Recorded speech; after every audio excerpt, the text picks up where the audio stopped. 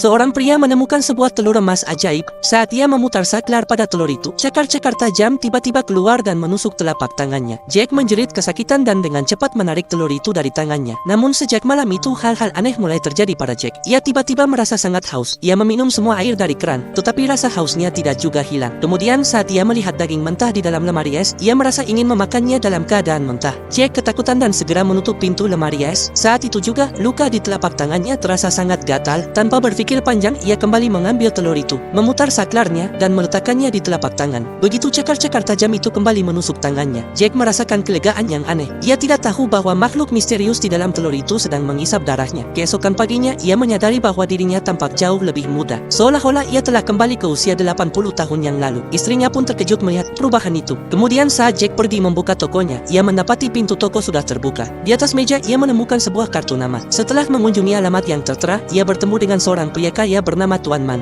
Jack bertanya mengapa pria itu membobol tokonya. Pria kaya itu tidak menjawab, melainkan mengeluarkan sebuah buku catatan dan menceritakan kisah tentang telur emas tersebut. Ia mengatakan bahwa telur itu disebut Devil Silver Claw, yang diciptakan oleh seorang ilmuwan kuno yang ingin menjadi abadi. Di dalam telur itu terdapat makhluk parasit kuno yang mengisap darah manusia dan membuat pemiliknya tetap awet muda. Setelah mendengar hal itu, Jack pun menyadari mengapa dirinya tiba-tiba menjadi muda kembali. Pria kaya yang sedang sakit parah itu mengatakan bahwa ia bersedia membayar berapapun demi mendapatkan telur tersebut. Namun Jack menolak. Dengan marah, pria itu memanggil anak buahnya dan memaksa Jack keluar. Ketika pria itu membuka kotak untuk mencari telur, ia hanya menemukan gembok-gembok yang sudah rusak. Kini setelah mengetahui kekuatan sejati telur itu, Jack pulang ke rumah dan mulai menggunakannya lagi agar bisa menjadi semakin muda. Namun, ia tidak tahu bahwa telur itu memiliki efek samping yang sangat berbahaya.